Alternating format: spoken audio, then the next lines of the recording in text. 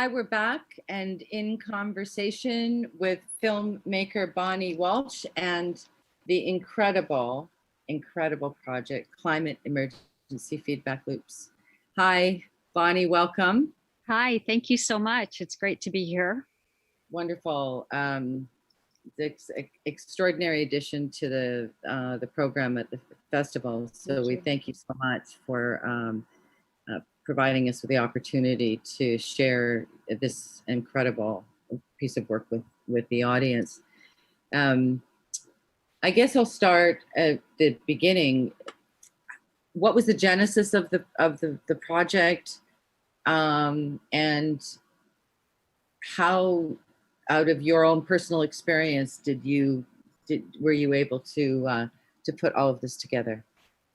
That's a great question. Well, I was working at a production company in Boston called Northern Light Productions in the winter of 2019. And a man who had worked a lot with some of the filmmakers there had approached us and said, I've been hearing a lot about these things called feedback loops, climate feedback loops. And I keep asking people if they've heard of them, very educated people, and people haven't heard of them. And I want to do a film project about them. And so my colleague Susan Gray, who is the director and co-writer, and I started researching them and started discovering all these climate feedback loops in the system, that most of which I had never heard about. And we decided that we would make 5 short films, one introducing people to the concept of feedback loops, and then 4 on different topics. Forests, permafrost, albedo, and atmosphere. And we felt that because we wanted to have a lot of people see these films and learn about feedback loops, we thought putting them on the web would be the best way to go, and making them available to the public, encouraging educators to use them. And so we started work researching it probably January of 2019. And then we started filming in October.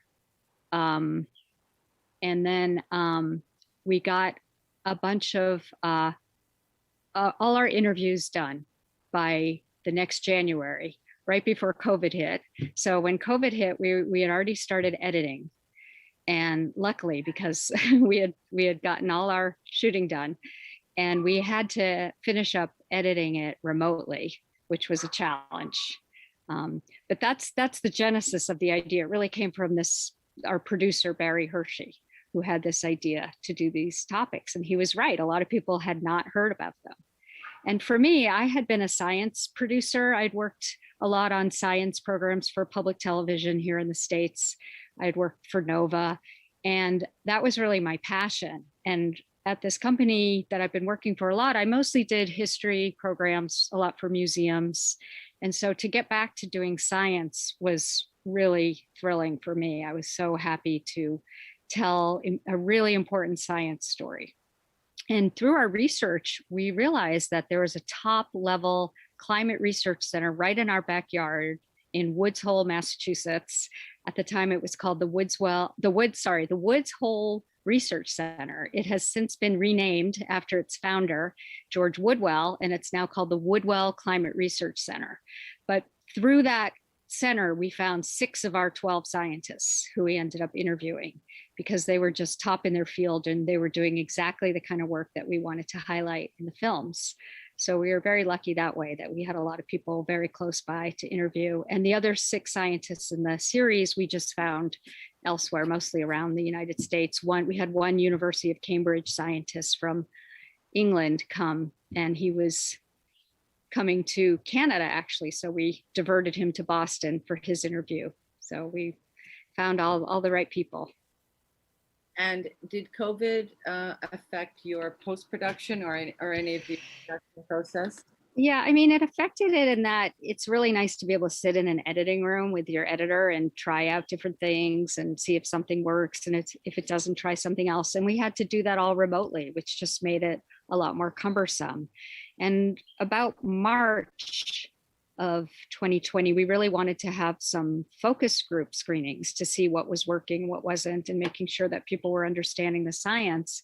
And again, we couldn't do what we wanted to do, which was get a bunch of people in a room together. And instead, we had to just send the links out for people to watch on their own and then send comments, or we interviewed them by phone to find out what they, what was working and what wasn't working for them. So it would have been nicer to do that in person.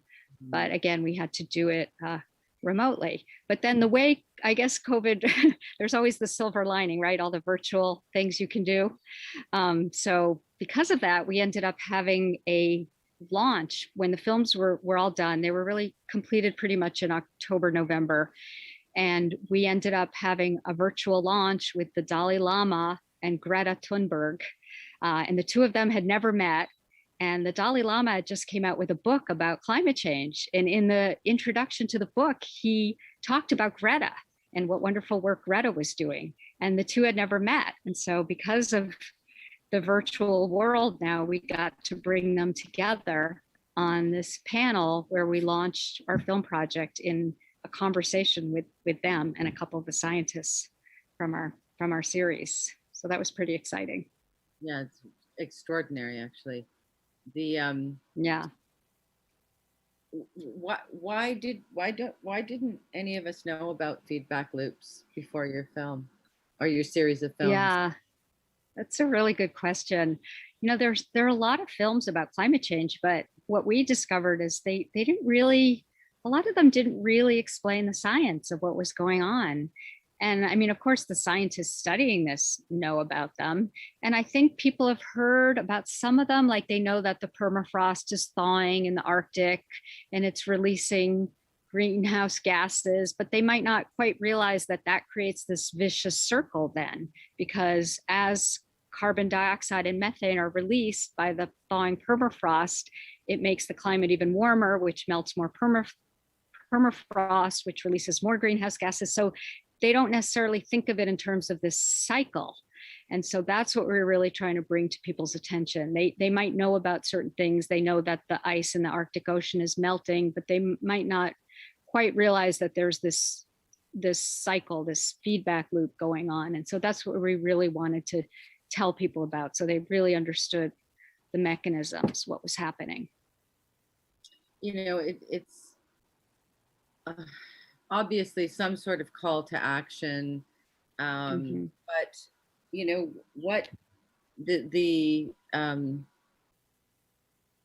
for an audience to actually sometimes be hearing some of this for the first time, of course.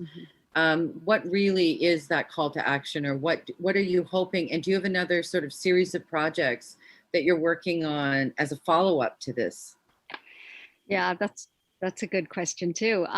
So I guess we hope the films weren't really meant to be about solutions. We really wanted to teach people about the science. So we made a conscious decision not to offer solutions in these films.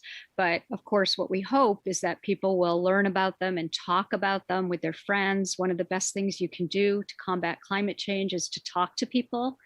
And we feel like we wanted to arm people with information so they can talk to people about it. And maybe, we never expect to change hearts and minds with these films, but hopefully we might be able to reach some people that might be a little on the fence about it.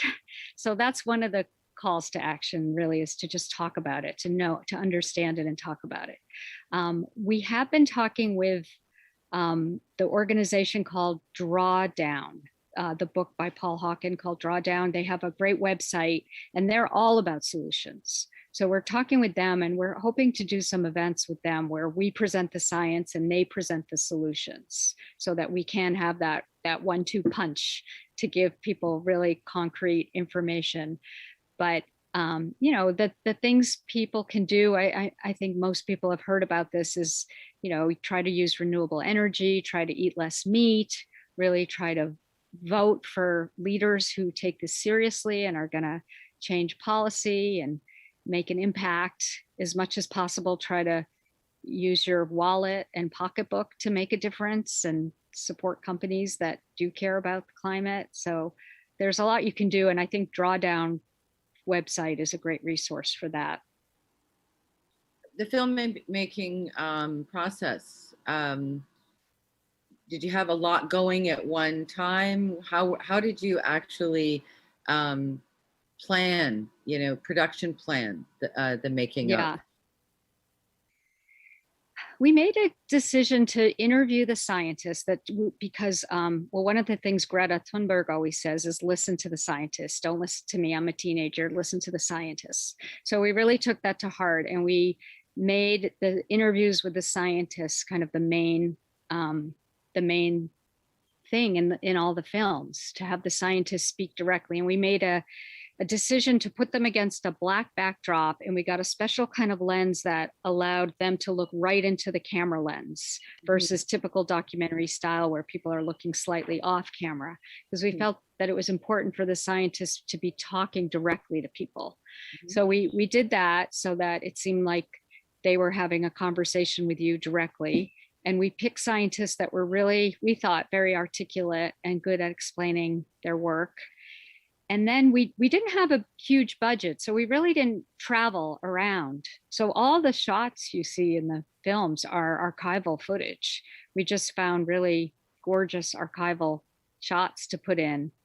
And then we had a really great graphics designer, a guy named James Carlson at Northern Light, who we worked with really closely.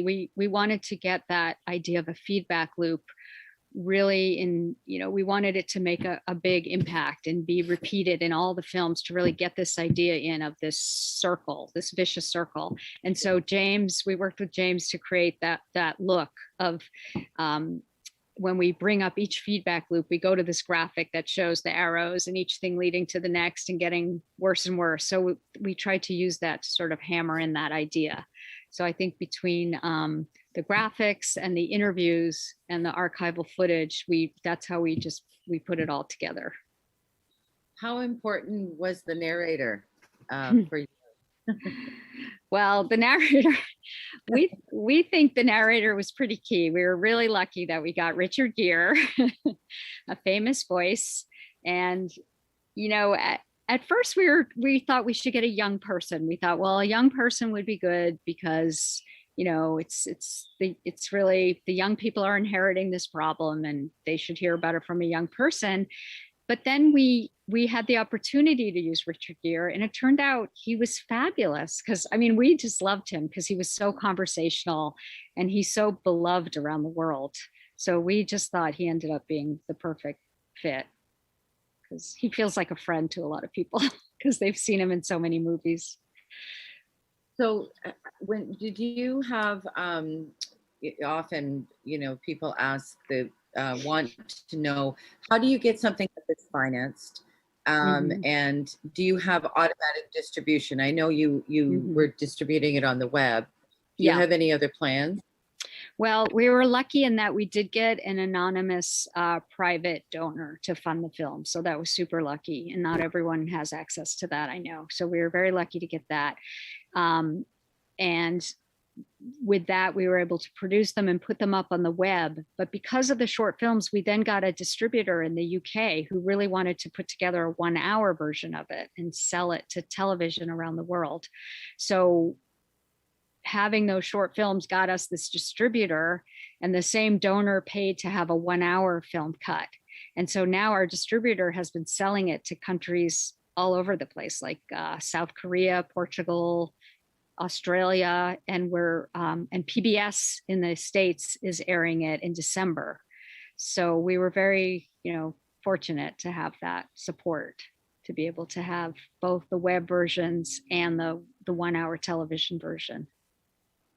When you have congratulations, that's amazing. Thank you. Thanks. Amazing, because with filmmaking, it's one thing to make it, another thing to finish it, and then the next thing is to, for people to be able to see it. So yeah, it's wonderful when it all works out.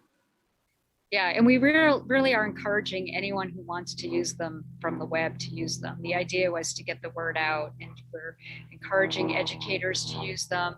We just had, we have discussion guides that we just posted on our website for any organizations that want discussion guides. And we're in the process of having a company write school curricula to go with the films for grades 6 through 12. And we're also going to have college and community college curricula available. So we're really hoping people will use them and show them widely. Is there a next, like, part 2? All right, you did ask that earlier. There isn't yet. There isn't yet. We're still really doing a lot around outreach for the film. So we haven't really been able to think about what might be next. A lot of people do email us and ask for solutions. They want to know what they can do. And I totally get that. Like, we're telling them this horrible problem and then we don't really say what to do.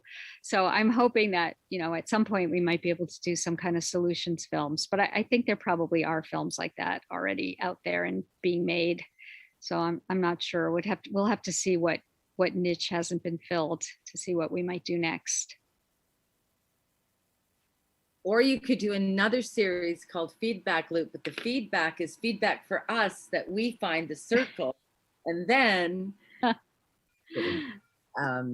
yeah, no, there are good feedback loops like that. Yeah, no, fantastic. Is there anything that I haven't asked you that you'd like to speak about the project for our audience? Well, I guess I just want to say that I know it's a depressing topic and a lot of people start watching and think, oh, you know, this is so horrible. There's nothing I can do. But I do think it really is important to be informed and to talk to people and get the word out. And I think it's great that there are so many films being made about the climate, because I think the more that's out there, the more people will sit up and take notice and realize it's a huge problem that needs to be addressed now and not later. So I just think it's important to just keep getting the word out and talking about it. Well, on behalf of the festival, I want to thank you and your team for creating this incredible project for us all. And, you know, the feedback loop from us to you is thank you, and it's a real privilege to have the project at Wingish this year. Thank you so much. Thanks for having me. It's a real pleasure to be here. And let us know if you're doing another one. We will keep you in the loop. Exactly.